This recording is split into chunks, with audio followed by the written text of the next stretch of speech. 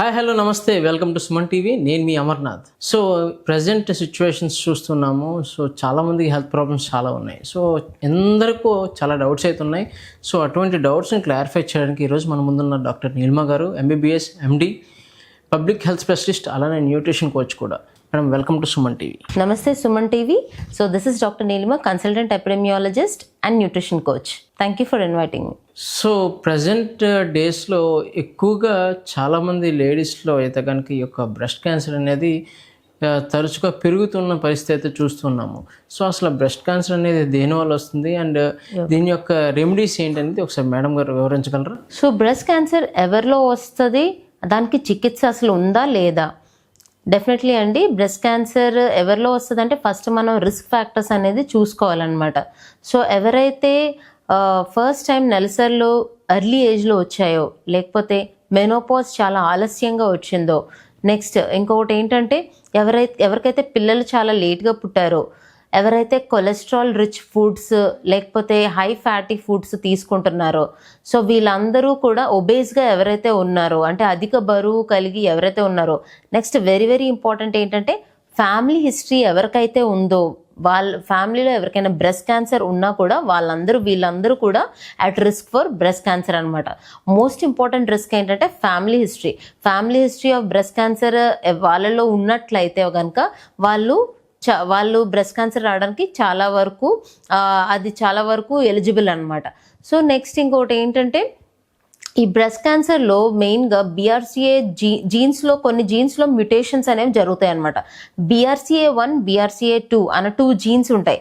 BRCA1 జీన్లో mutations జరిగితే breast cancer రావడానికి 72% chances అయితే ఉన్నాయి. BRCA2 జీన్లో మ్యుటేషన్స్ జరిగితే అందులో 69% ఛాన్సెస్ ఉన్నాయన్నమాట బ్రెస్ట్ క్యాన్సర్ రావడానికి. సో ఈ బ్రెస్ట్ క్యాన్సర్ ఎలా తెలుసుకోవాలి అంటే, మీరు బ్రెస్ట్ క్యాన్సర్ని ఎలా తెలుసుకోవచ్చు అంటే ఈ లక్షణాల ద్వారా తెలుసుకోవచ్చు అనమాట.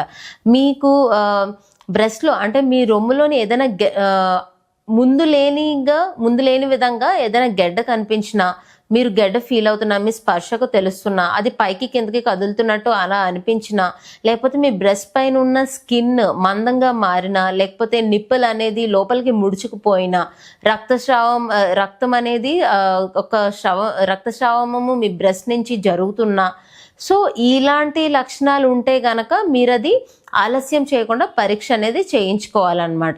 సో ఇందులో 2 మీకు హానికరంగా లేని గడ్డలు అనేవి ఉంటాయి, అవి బెనైన్ అంటాం. హానికరమైన గడ్డలు ఉంటాయి, అవి మ్యాలిగ్నెంట్ అంటాం. సో అది పరీక్ష చేయించుకున్న తర్వాతే మీరు నిశ్చింతగా ఉండగలరు. నెక్స్ట్ ఇంకోటి ఏంటంటే దీనికి చికిత్స అనేది ఉంది. దీన్ని మనం ఫస్ట్ చికిత్స కంటే ముందు దీన్ని మనం ఎలాగా నిర్ధారిస్తాము అంటే, మనము స్పర్శ ద్వారా దాన్ని డిటెక్ట్ చేయొచ్చు గడ్డలు ఉన్నాయా లేవా అనేది. నెక్స్ట్ ఇంకోటి ఏంటంటే మనకి మ్యామోగ్రఫీ ఉంది. మ్యామోగ్రఫీ ద్వారా నెక్స్ట్ FNAC అంటే ఫైన్ నీడిల్ ఆస్పిరేషన్ సైటాలజీ అంటాం అనమాట. సో దాని ద్వారా కూడా మనము ఇది నిర్ధారణ చేయొచ్చు. నెక్స్ట్ మనకి PET స్కాన్ అవి కూడా ఉన్నాయి. నెక్స్ట్ నిర్ధారణ చేయడానికి బయోప్సీ కూడా ఉపయోగపడుతుంది. అంటే దాంట్లో ఆ గడ్డలోంచి ఒక చిన్న మొక్క తీస్తారా, బ్రెస్ట్ టిష్యూ నుంచి చిన్న మొక్క తీసి అది పరీక్ష చేస్తారనమాట. సో ఇవన్నీ నిర్ధారణ చేయడానికి ఉన్న టెస్ట్. సో ట్రీట్మెంట్ ఏంటంటే, ట్రీట్మెంట్ అనేది surgery, first of all surgery. Early స్టేజెస్లో ఉన్న క్యాన్సర్కి మనం సర్జరీ అనేది చేస్తామన్నమాట. సో సర్జరీ చేయడం వల్ల క్యాన్సర్ గడ్డను తీసేస్తాము. నెక్స్ట్ ఇంకోటి ఏంటంటే, సర్జరీ వల్ల నయం కాకపోతే ఇమ్యూనోథెరపీ, రేడియోథెరపీ, కీమోథెరపీ అనేవి కూడా ఉన్నాయన్నమాట. సో ఎర్లీ స్టేజెస్లో మనం ఈ బ్రెస్ట్ క్యాన్సర్ని డిటెక్ట్ చేస్తే 90% వరకు మనం ఈ బ్రెస్ట్ క్యాన్సర్ని నయం చేయొచ్చు.